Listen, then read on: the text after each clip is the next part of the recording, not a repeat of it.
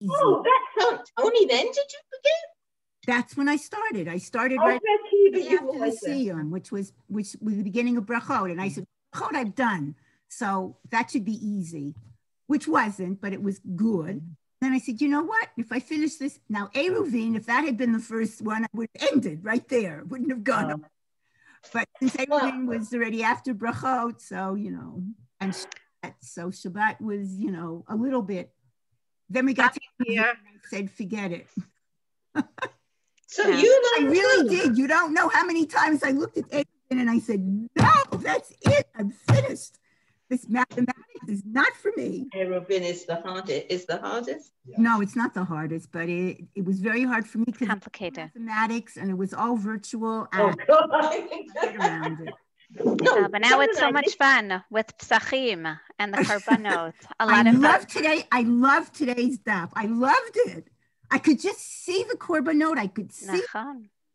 Shani, when did the Kohanim do their Korban? We were talking about it. We didn't really get an answer. Did they do it with everybody else? They each mishmar. There were all mishmarot there, so every mishmar did it at the ends of their mishmar. They were divided into three. That's what I thought. There were three different mishmarot. So the Kohanim who were on for that mishmeret did it at the ends of that mishmeret.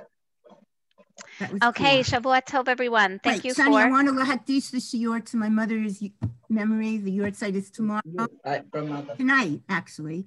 Shoshana, Rosa, Bat Shmuel, and Mendelea.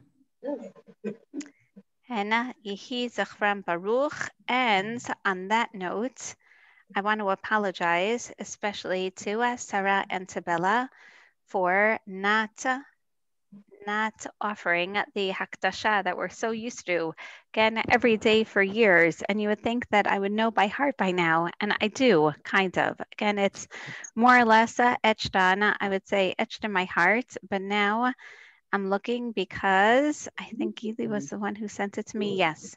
No, one moment. Okay, so you're going to help me this time? Nachon, to L'Zachram Shel Zev David Ben Dov. And Sarah, if you can help me 1 second. Okay, 1 minute. Mayor David and Yitzchak Tzvi Ben Moshe, שכולם יש להם יורצייט השבוע. השבוע, נכון. אוקיי, מצאתי. אז גם אני אגיד, בסדר? כן, would really like very much. That's right, too. And I meant to put this on the Dapei Makorot, so please forgive me. So we're all going to have them in mind so that our learning can be truly Le'iloi Nishmotan Shel Malia Bat Ze'ev HaLevi, Esther Leah Bat Meir David, Rav Yitzchak Tzvi Ben Rav Moshe HaKohen. And now Sarah, who has a yahrzeit this week? All three of them this week. Wow. Nachon. Oh, 1 second, you're muted. You're muted. Okay, I said my mother and my mother-in-law are both on Yudalid. Nachon, I remember this. My father is on Tetayim. Wow, wow. Yehi Zachram Baruch. Okay, then you're going to see that this is a very appropriate shiur for an Eloi Neshama and also a Refuah Shlema for the thousands, really, of Cholei Yisrael and the hundreds and thousands of Cholei Corona. And it's getting, again, closer and closer, to home with all the chisunim, but simultaneously mutations. I told my husband last night, I said, okay, sometimes it takes till after, but again, what more does HaKadosh Baruch Hu Nachon want from us? If even as we think it's behind us, it's not behind us. So without further ado, we're going to take a look at a Dmut that I had mentioned 2 weeks ago. We were going to continue this week as part of, if you remember, not necessarily the dynamic duo of Moshe and Aaron as we see them portrayed by Chazal, but what I'd like to call really the trio, right, or the triumvirate of leadership that we're going to see depicted, especially in this week's Parsha, through Miriam. And we're going to see how Chazal look at Miriam again and see and we'll even take a look right now again and see the the dmut of Miriam throughout the ages, or really one can argue throughout Tanakh and throughout Midrash, meaning biblical and Talmudic sources. Again, that's what we're going to be paying attention to, trying to get a sense, again, definitely here, of who this dmut is. So again, I'm going to first enlarge it. And we're going to take a look at Miriam, who we began to explore, if you remember, in Parshat Shemot already. Again, through, and then Va'era, we went on to Moshe. Again, Moshe perpetuated through the Dmut of Rabbi Akiva, but also Aaron, their very unique sibling relationship. But now we're going to really focus on Miriam, and you'll see, obviously, why this week's Parsha, Shabbat Shira, the Shabbat also of Tu B'Shvat, why we're going to be focused on such. And if we look, going back to Parshat Shemot, where we saw the midwives being preserved through the stories by Chazal, again, we take a look just one more time and remember the Mialdot Ivriyot, some of whom, again, Ibn Ezra raises the possibility that other Parshanim continue with, that maybe they were Egyptian midwives, but the Midrash, take a look at source number 3. This is where we see the skills of our Shiurim really coming to life, namely appreciating how Chazal are going to take Tanakh characters and perpetuate them, again, through conserving their personalities, starting with other personalities in Tanakh, but very often even with the later Talmudic personalities. But here's an excellent case of conservation of personality. Who are the Mialdot? Machloket, again, Rav and Shmuel, either mother and daughter team or mother and daughter-in-law team. The mother-daughter-in-law would be Yocheved and Elisheva. The mother-daughter team, that seems to be the more dominant view in Chazal, is Yocheved and Miriam. But wait a second, Chazal say, V'lo hayu leMiriam ela chamesh shanim. By the way, if Miriam was only 5, then you can imagine that Aaron, who is 3 years younger, is only 2. And that's a little interesting because then that would make Elisheva, perhaps even younger. But again, as we take a look at the story, or maybe the story of the Mialdot came afterwards, but Chazal prefer to say that it's Miriam. And it's the story before the story of Miriam watching over her younger brother, wherein she's already 6 years old, because we know that she's 6 years older than Moshe. So Chazal say, yes, she would go with Yocheved, and she would help Yocheved save the lives of children, just like she does for her own brother. Because, again, why were they called even Shifra and Puah? As the Malbim says, these were their generic names. Shifra shayta meshaperet et hatinok shehu malei dam, because Shifra's job was to clean off the baby of the muconium. Puah shayta nofa'at yayin betinok acharima, and Puah would take care of the baby and basically infuse him with wine, right? Make him feel better, make him stop crying. Shifra sheparu v'rabu Yisrael aleha.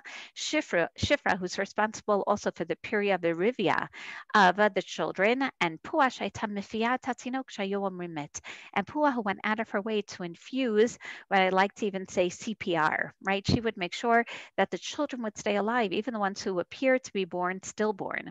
Or Shifra from Shifra Maseha Lifnei Elokim, who improved her ways even before God with her moral acts, and Puah Shofiat Yisrael Elokim, and Puah, who basically demonstrated, right, and showed the good side of Am Yisrael before God. Or maybe because Puah infuses life and in her very chutzpahdik sense, right, demonstrates herself in front of Paro and says, oh, oilo la'oto ha'ish k'sheyavo lokim li para mimenu, shame on you, wait till God punishes you.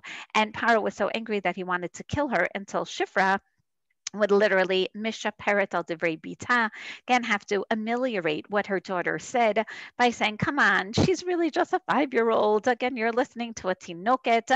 Ve'nei yodat klum, she doesn't know what she's talking about. Again, or that hayta mishaperet al divrei bita mifayeset aleh v'omeret, right? She really is a tinoket. Or that Puah hofia panim keneged aviha. Maybe she didn't just demonstrate herself in a very harsh tone in front of Paro, but maybe also in front of her own father, because Amram was the Rose Sanhedrin. And when Paro said, Kol haben hayilod hayora tashlichuhu hotzi et Yocheved uperish atzmo mitashmish hamita, he said, I don't want to have any more children if we have to kill them. So he divorced his wife, according to this midrash, when she was pregnant already for 3 months. Amdu kol Yisrael v'gershu et neshotehen. And then all the husbands divorced their wives. Amra lo bito, Paro, you're worse than Paro. And notice that as a bat, she has no qualms about saying this. She says, excuse me, but Paro is only denying life to the boys. You're denying life to the boys and to the girls like myself. Paro, again, he is of Russia. We don't even know again if his decrees are going to last or not. And sure enough, he listens to her based on this midrash. Amadhu ve'achzir et ishto amdu kol Yisrael ve'achziru neshotehen.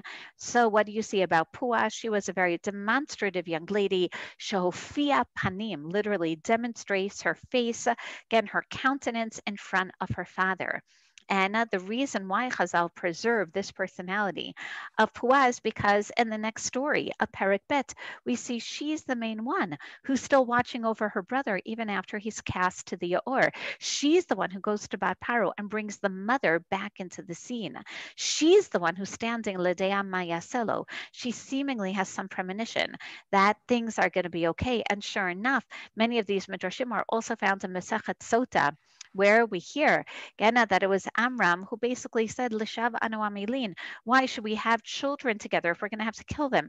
And in this Gemara, we find not only does Miriam come and accost her father of being worse than Paro by virtue of the fact that he's killing the girls and not just the boys, and that maybe Paro's decrees won't be entirely fulfilled through a tzaddik such as Amram. She mentioned something else. She says, you're so myopic. Again, Paro's only denying life in this world. You're denying the potential life. And therefore, what do we see about Miriam? In Pshat, we see that she's the sister who is waiting by the water with the premonition that everything is going to be okay. Chazal go out of their way to tell you, in Midrash, she is Shifra and Pua. She's the Pua of the mother-daughter team who, what do you know, has the same personality, goes out of her way to keep children alive.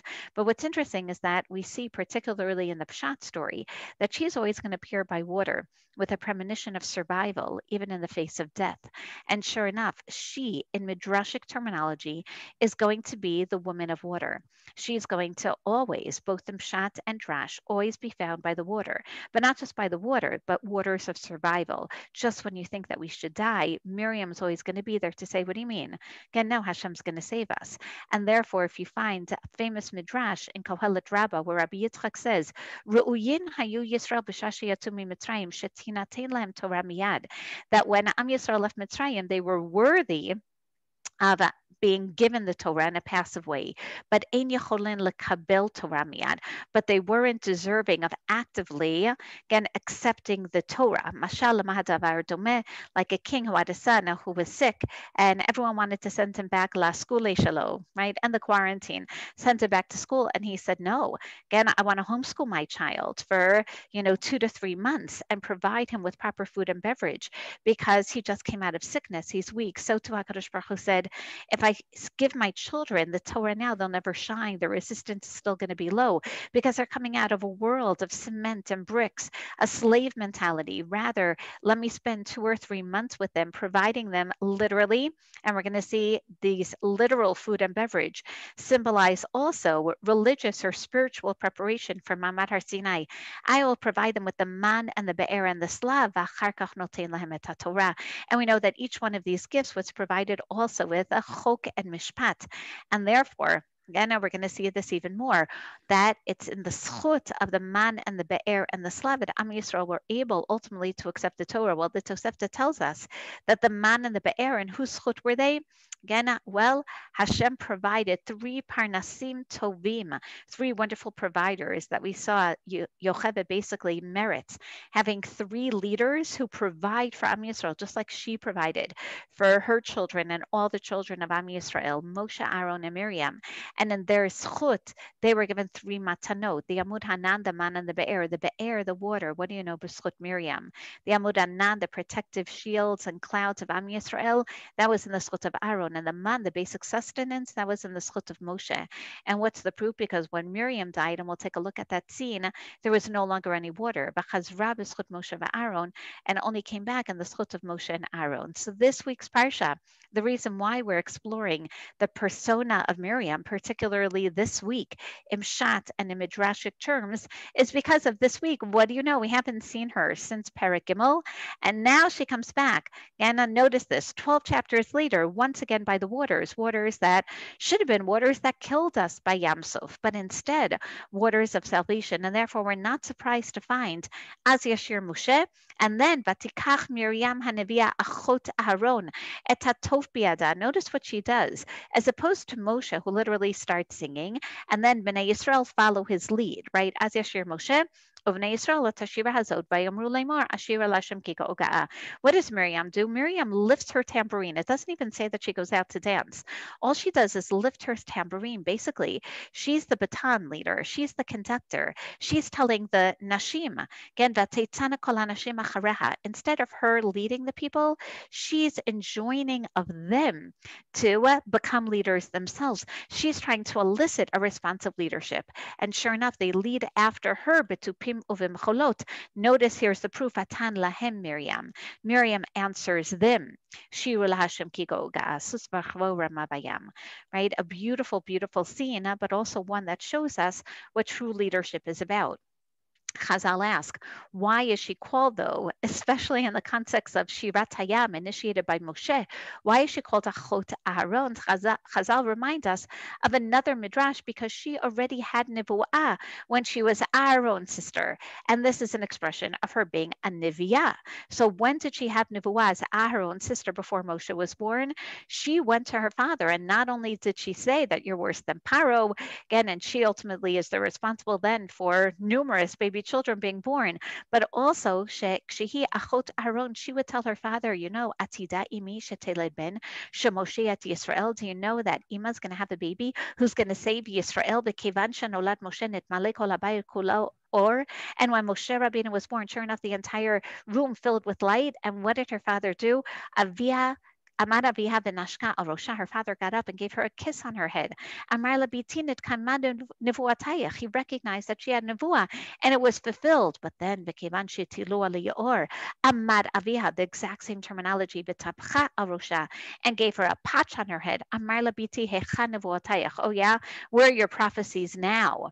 And the answer is that Amram was somewhat myopic. He only saw what was in front of him, as opposed to Miriam. As Rav Nachman Mibresel beautifully explains, she, like Abraham Avinu, was able to see merachok. She was able to anticipate that even though it looked terrible right now, unlike Amram, she knew that her nevuah, she had a premonition this nevuah was going to be fulfilled. Leida maya besof nevuata. Okay, how could this be that my brother, of whom I thought was going to save Am Yisrael, is now again on the brink of extinction, literally on the banks of the river? But that's the point. She was standing mirachok, recognizing that no, something's going to happen with my nevuah. Rava Hirsch explains it different understanding of her association with Aaron, and says that unlike Moshe, Aaron, as we know and we discussed, was more engaged with the people. So she's more Aaron's sister in that regard. Just like Aaron would teach Torah and would be very much involved in leadership of the masses, of the people, so too at Miriam was more similar to Aaron in that sense. Aaron fits bein ha'anashim et hadvarim, and Miriam did such bein hanashim.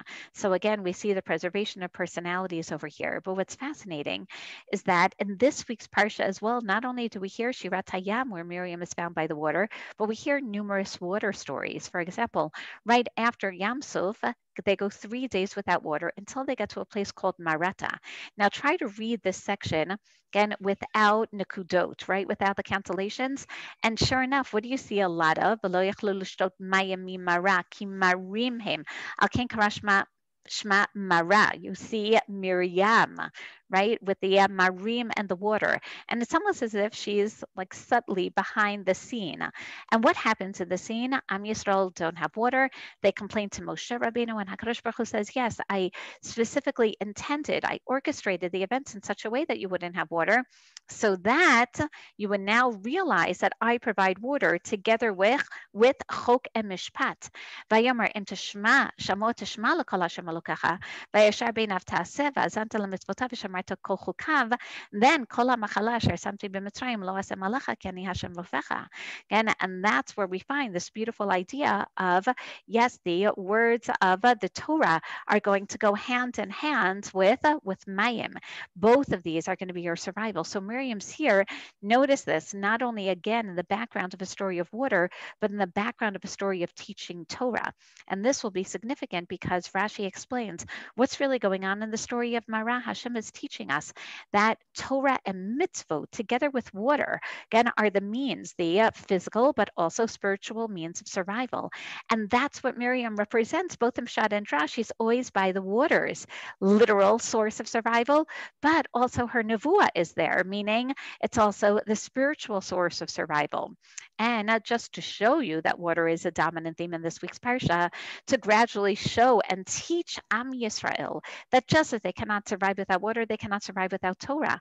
And just as water keeps them alive, Torah keeps them alive. And just as Miriam will provide for water, Miriam will provide for Torah, because you know that 2 stories after they're provided with the man, they come to Refidim. And Chazal explain, why is it called Refidim? Shevrafu Yedeyam min Torah, because they're not really keeping the Torah, and therefore they don't have water. And Moshe says, I don't understand. Why are you complaining? You know how to get water. Just keep the mitzvot. But they're so stubborn. And so instead, Hashem says, okay, they still didn't get the message that they need Torah to survive. They have to keep the mitzvot to survive. You know what, Moshe? Go all the way to Har Sinai. Go to the Tzor. And that's where you'll provide them with water, so that the waters, basically, they're going to follow the source of the water all the way to Har Sinai, recognizing that's the source of the Torah. And in the meantime, though, as we know, it's going to be the fledgling ones, the most vulnerable, that are attacked. And the Yadayim of Hashem, represented through the Yadayim of Moshe, are what's going to save them in the war against Amalek. Now, this week's parsha is not the end of the stories of Miriam. As a matter of fact, we open up Sefer Bamidbar and we see 2 more stories of Miriam. So let's take a look, and we're going to see them here. Again, what's the famous story of Miriam? In Perek Yud Bet of Sefer Bamidbar, Miriam is the one to initiate conversation with Aaron with regarding Hayisha Kushit Asher Lakach Ki Yisha Kushit Lakach. And this is not our subject for now, but the Parshanim debate. What is she saying about Moshe Rabbeinu? That he took another wife, meaning she's criticizing him for practicing bigamy, or the exact opposite, as Rashi quotes, that she's criticizing him for divorcing himself from his wife. And then we understand, oh my, this must really eat her heart out, because she is responsible, again, for getting her mother and father back together in order to ensure the birth of Moshe. I can imagine her saying to Moshe, again, wait a second, you're only here because I made sure that Abba wouldn't stay divorced from Ima, and now you're divorcing yourself from your wife? How could you do this? But whatever the case is, what she and Aaron are saying is that Moshe, again, shouldn't act, differently than anyone else, because they're all Nevi'im, right? Harak ach b'Moshe diber Hashem, halo gam banu diber. We all have this communication with God. And Moshe doesn't say anything, but HaKadosh Baruch Hu wants to show them that Moshe's nevuah is intrinsically and qualitatively different than theirs. So he calls them, all 3 of them, Moshe, Aaron, and Miriam, and tells them to come to Ol Moed. And sure enough, he calls Aaron and Miriam out, and he says, no, you should know, Lo chen avdi Moshe b'chol beiti ne'emanhu. He has a qualitatively different nevuah. Pe el pe adaber mo umar'eh v'lo b'chidot u'tmunat Hashem yabit u'madua lo yiritem ladaber Ba'ovdi b'Moshe, and Hashem is angry, and sure enough, v'hinei Miriam mitzovrat kasheleg, and Miriam becomes mitzovrat. And the question is, why? Why does Miriam? Why is she punished with leprosy? So one idea is that she spoke about the Isha Kushit, a dark woman. So Hashem punishes her mida keneged mida. Oh, you don't like the colored woman, and she turns albino, right? But the other idea is, wait a second. Again, not only does she turn mitzovrat, but Aaron can't help her, even though he's the Kohen who diagnoses her. Chazal will explain that he, again, a Kohen cannot be the one to be involved with a family relative. Again, which means that if Miriam stays a Mitzorat, she stays a Mitzorat for life. Again, to which then Aaron calls to Moshe and he says, okay, we got it. Again, biaduni al tashet aleinu chatat asher no'alnu v'asher chatanu, we've sinned. Again, but in the meantime, al na tikamet asher b'titom lirechem imo v'yachil chati v'saro. But then again, you shared the same womb as your sister. So by her dying, again, you're watching half of your flesh being eaten, to which Moshe then opens up and screams, Kel na rifanala. And the question is really, why out of all punishments, why tzarat? And I believe it's because in Perek Zayin, we see that Moshe and Aaron, and for that matter, Miriam as well, again, they're involved in many otot, right? If you remember, Hashem provides 3 signs that he's with Moshe Rabbeinu, right? Sign number 1 is that the staff turns into a snake. But wait a second, we know that Aaron's staff also turns into a snake. And wait a second, Moshe transforms water into blood. But wait a second, just as Aaron's snake turned into a snake, so too he's the one in Makat Dam to also bring dam onto all the waters of Egypt.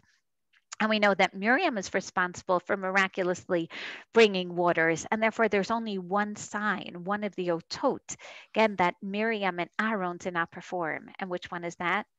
Tzarat, right? And therefore, again, in order to show, okay, look, Moshe has Tzarat, can you do anything? Can you, Miriam has Tzarat, can you control this? Like Moshe, who put his hand in and was able to heal himself, and Miriam and Aaron recognize, wow, again, yes, only Moshe can do this. And Moshe then is going to also teach through Tzarat the art of prayer. And this is something so significant that through the Tzarat of Miriam, to a certain degree, she is reborn, as Chazal tell us, right? They waited 7 days for Miriam, just like she waited.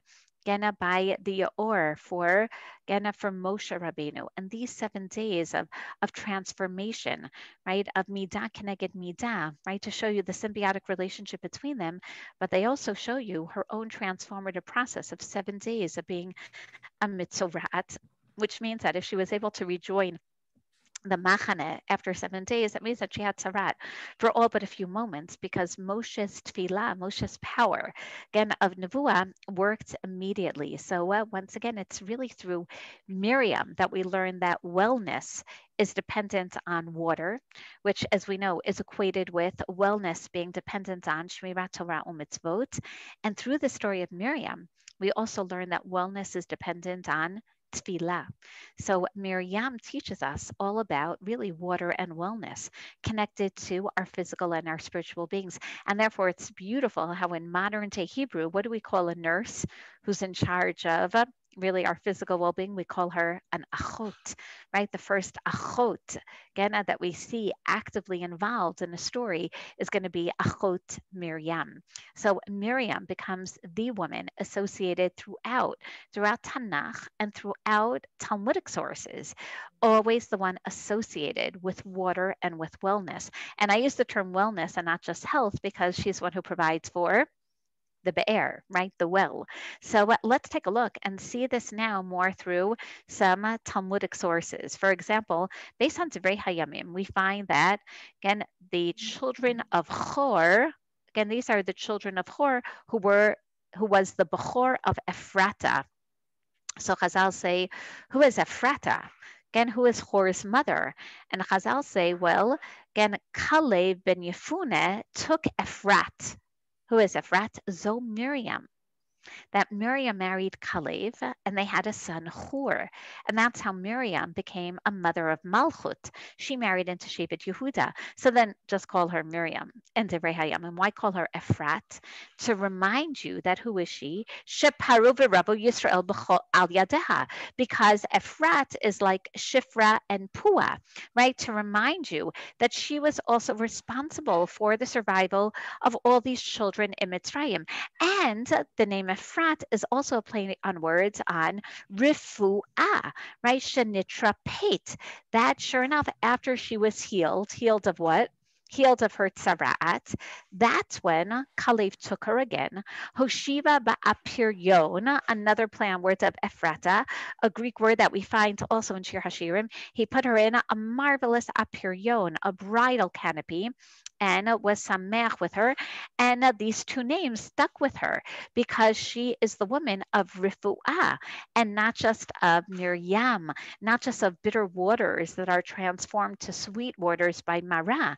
She is the woman of Ephrat, again, which, as we know, is found in Achalat Yehuda, but she's really the woman of Refuah because she's Pua, right? Everyone see how her personality is going to be preserved through so many different ways. So now let's take a look at one more, and in fact, the last story of Miriam in Pshat, again, the last biblical story, namely the death of Miriam, which is going to teach us Miriam's legacy of leadership, right? When Am Yisrael, again, this is in Parshat Chukat, come in their 40th year, Rosh Chodesh Nisan, to Midbar Tzin, to the area of Kadesh, she dies there and she's buried there. And right after, V'lo haya mayim le'idah, there's no water. So Rabbi Yossi teaches us, he says, this is how you know that there were, as we mentioned at the beginning, 3 providers for Yisrael, and the be'er was in the schut of Miriam, because as soon as Miriam dies, Am Yisrael don't have water. And that's when they complain, and they complain to Moshe, Lugavanu b'gvar achinu lifnei Hashem. We should have died. Why'd you bring us to this literally God-forsaken desert? Took us out of Mitzrayim. Again, a place where there isn't zera teina v'gefen v'rimon umayim ayin lishtot. There's no water for us to drink. So again, Chazal tell us over and over again, you see, the water was in the schut of Miriam. So then what happens? The notorious story of Mei Meriva. And the Rabbanel says, they say, look at this terrible timing, that Moshe and Aaron are sitting Shiva for their beloved sister, and they come, and instead of offering them consolation for their deceased prophetess sister, Nikalu alehem lariv imam v'lo lenachamam.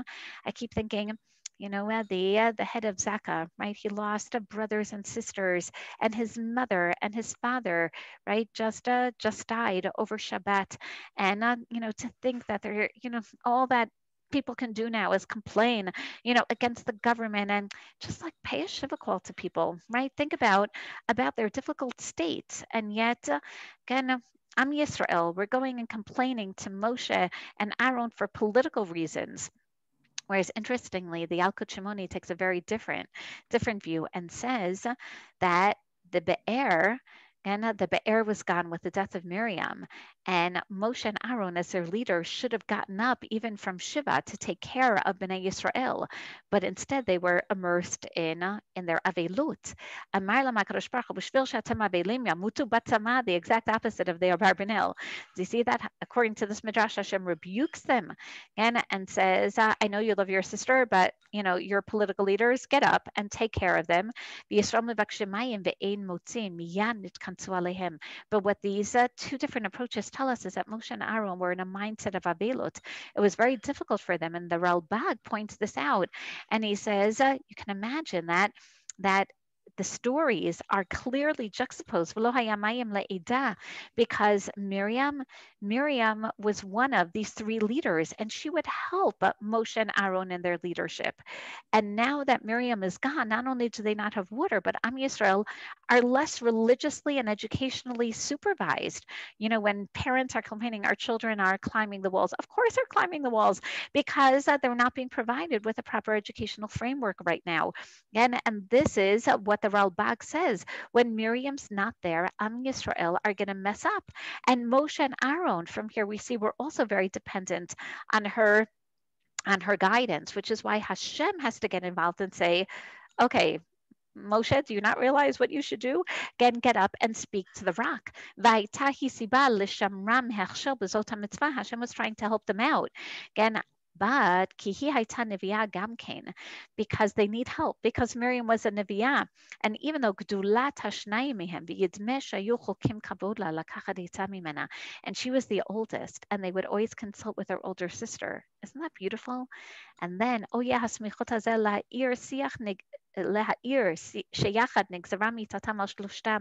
maybe to show you that we need to hear about Miriam's death juxtaposed to Moshe and Aaron, because the 3 of them, again, all go together, right? They lead together, they die together. None of them enter Eretz Yisrael. So we see here the significance of the juxtaposition of the death of Miriam together with almost the corruption of Am Yisrael, but also the sin of Moshe and Aaron. And as you know, there are numerous exegetical explanations for what was the sin of Mei Meriva, right? They got angry, they hit the rock. Instead of speaking to the rock, they hit the wrong rock. They said, they spoke about them bringing forth water and not Hashem bringing forth water, so they didn't cause a Kiddush Hashem. Again, all different explanations. And the Or HaChaim mentions numerous ones, a problem with Nevuah. Again, they misunderstood. But the Ibn Ezra also brings a few explanations, and he says one of the sins perhaps for which they were punished was because Achirim Amru Babur Shalo Amru Shira. Notice that they're not punished when they bring forth water, when Moshe hits the rock. Only afterwards Hashem says, Ya no hemantam bilak tisheni. So my favorite is that they're punished because last time that Hashem saved them through water, i.e. this week's Parsha, by Parsha Pishalach, by Kriyat Yamsuf, as Yashir Moshe. But then 40 years later, a new generation, another miracle with water, and Moshe doesn't sing a Shira. And the reason why I like this so much is because I believe that had Miriam been alive, what do you think would have happened? It wouldn't have happened. It wouldn't have happened. Miriam would have led them in song. That Miriam appreciates, right, the fulfillment of Nivuot. Miriam would have sung that song. And without Miriam, we don't have that song. But not to worry, because right after, we have one more story. Am Yisrael complain again in Lechem Be'ein Mayim, even though they do have water, and they complain, and Hashem sends forth the snakes, and then they're safe from the snakes, and this time, as Yashir Yisrael et Hashira Hazot, Ali Be'erenula, right? And this time Am Yisrael learned from Miriam, not even to wait for Moshe, but just like Miriam lifted up her baton and said, come on, you can do this. This time they learned the message, right? They remembered, wait a second, what would Miriam have done? So it took another story of the Nachashim until they realized, okay, we find a Be'er, let's thank Hashem for it. Let's sing a Shira. And notice that who's missing? As Yashir? Moshe. That this time they don't need Moshe. This time, in a very positive way, they lead on their own, which is why Reb Royer says that if you go back to this week's Parsha, as Yashir Moshe is a very interesting proposition, right? To begin a story with, and then Moshe saying, he believes then that really what's the proper order? Vateitze Miriam. First Miriam went out, and then even Moshe responded to Miriam, as Yashir Moshe, Uvenei Yisrael. So once again, the Be'er was the zchut of Miriam. And the Ramban explains why the Be'er, what is this Be'er? He says, you know what the Be'er was? It was part of the Selah. It was a rock that accompanied Am Yisrael, from which forth came water. It was this, basically traveling well that came with him, with a miraculous water that came forth from this rock. But this rock, says the Ramban, was part of Har Sinai, which is a beautiful idea, that Miriam's rock was really Torah and teachings of Har Sinai. And each time they would hit the rock would literally just open up and water would come forth, just like it did for Moshe Rabbeinu. Shani, there's a difference between the Torah that Moshe gave and the Torah that Miriam gave. Beautiful. Min Haman, Milamala. Mitsuyan, so we're going to get to that. Miriam is like the water. That's the idea. The water is below. And beautiful. She was able to get to Am Yisrael. And when she died, just like we say, the Be'er was missing, her Torah was missing. Beautiful. So we're going to see the Maharal. Yeah, the Maharal says exactly like that. Beautiful, beautiful, Becky. So let's take a look at source number 31.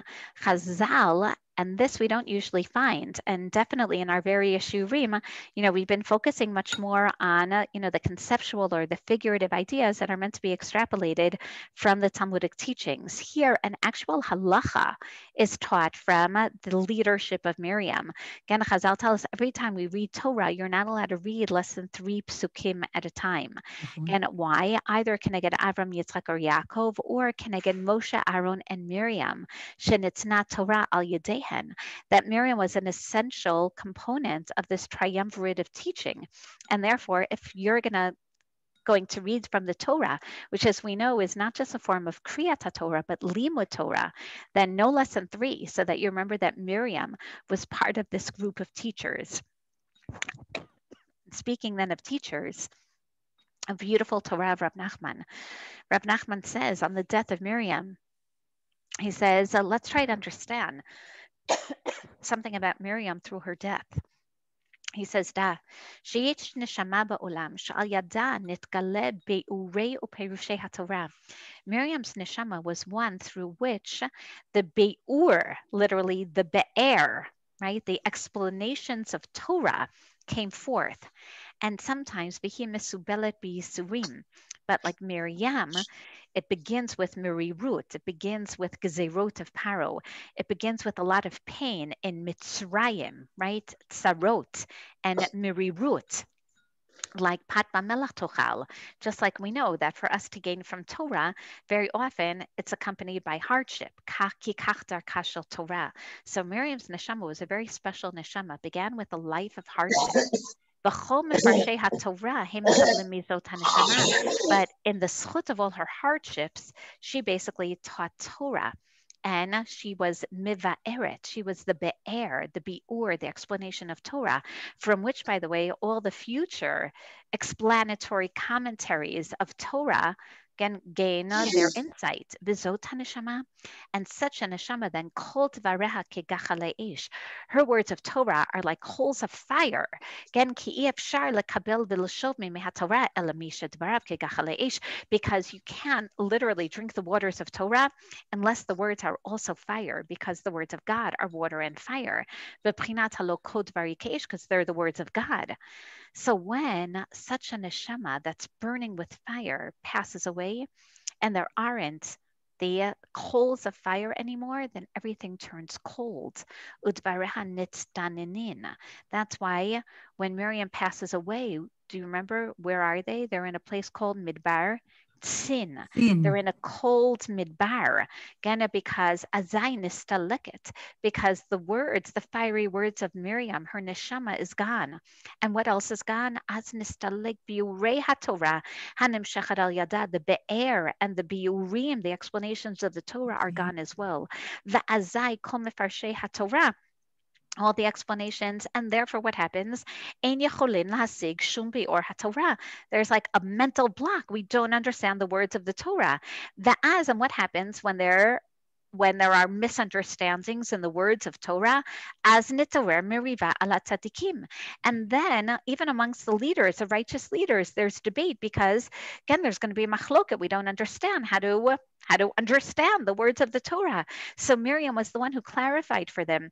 And now Moshe and Aaron don't understand the words of God. The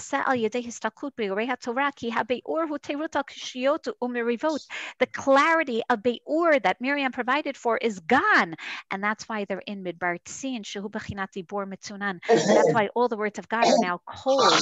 They don't have the clarifying fire. Shesha Meta Miriam.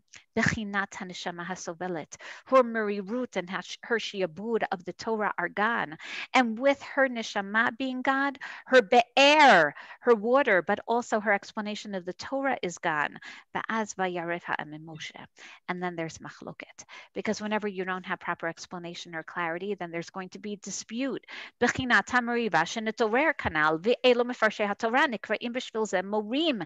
And that's why Moshe turns and he says, Shimuna HaMorim, all of you who are debating the message of the Torah. And he means, listen now, literally, all of you morim, all of you, you teachers. But really, he says, he's telling them, I know, all of you who are trying to teach the Torah, you're in a quagmire right now. Miriam, basically he's screaming, Shimuna Miriam, listen Miriam, can please provide us with some guidance.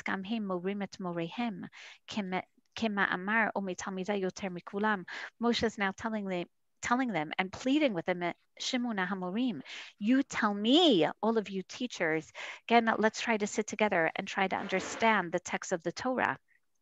And therefore we see that Miriam's death wasn't just, okay, no more water. It's also no more water, which is Torah, no more clarity of thought, which is why Chazal tell us, Gana, that yes, there are two basic provisions. We need the lechem, that's Talmud, and we need water. Those are divrei agadah, the more flowing.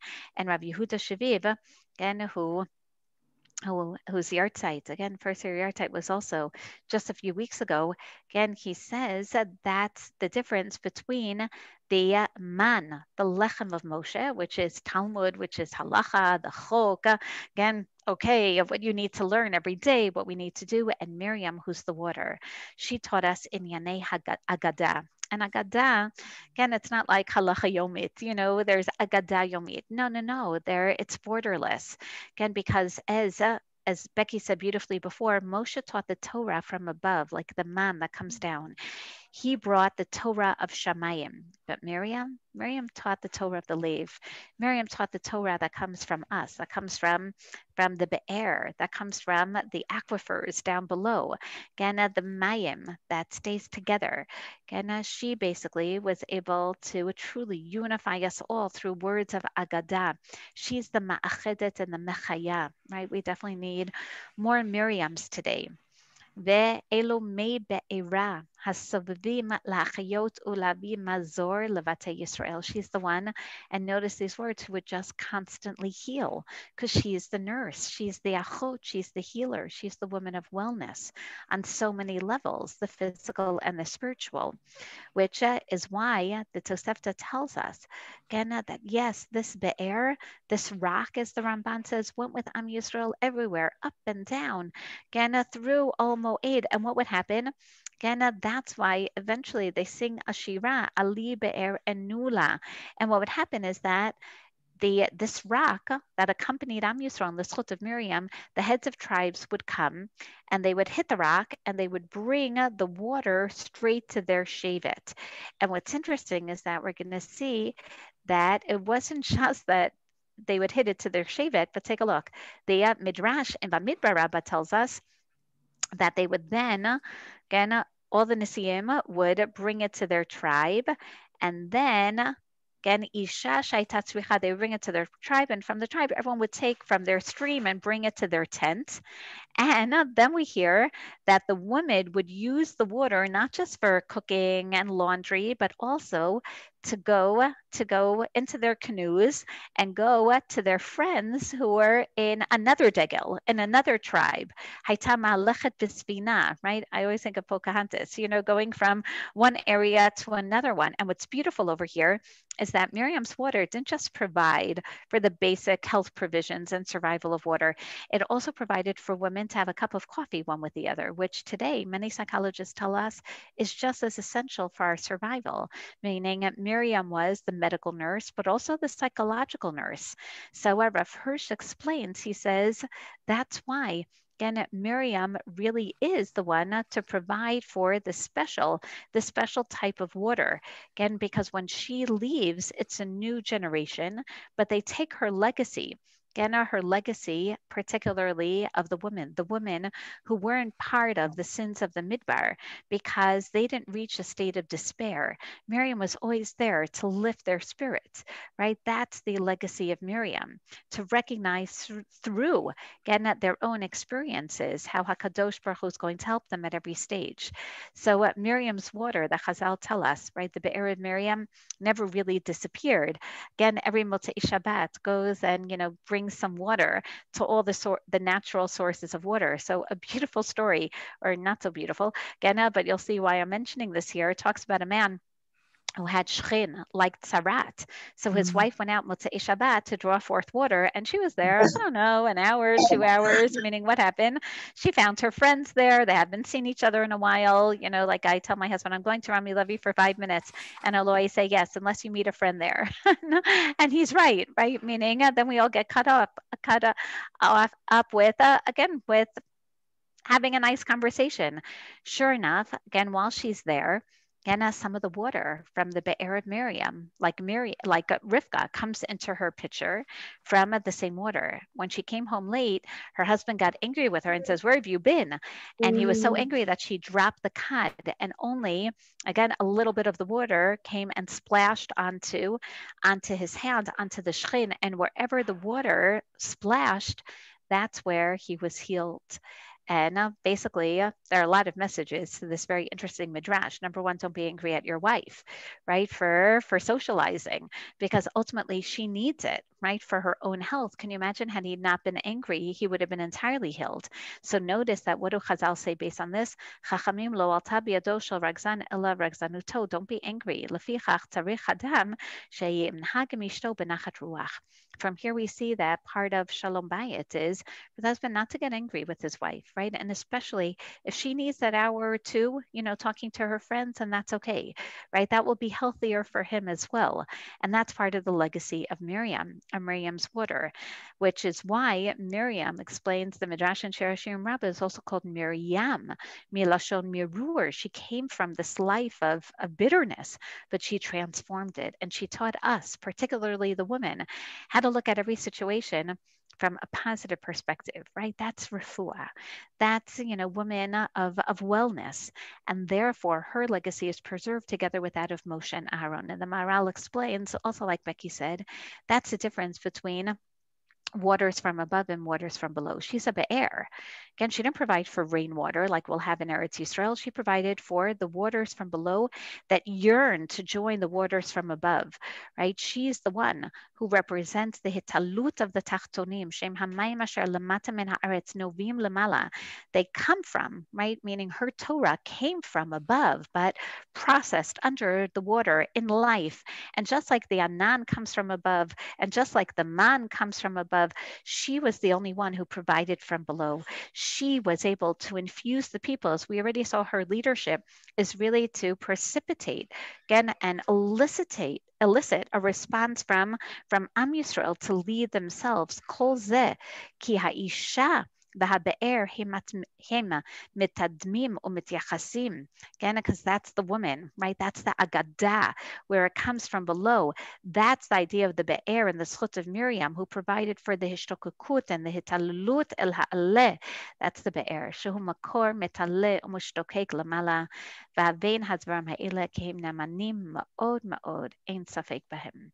And I hope then that as we explore Miriam during these very challenging times of machala, magifa, that it's Miriam's legacy of literally joining together, even if we can't go in a boat and, go more than 1,000 kilometers to see our friends, that we can participate in Torah together, in a Torat Chaim, that we can engage here in Zoom and provide each other with chizuk, which ultimately is really all about providing us with health, providing us with the physical mayim, what we need physically to strengthen ourselves, and at the same time, the spiritual words of the Torah.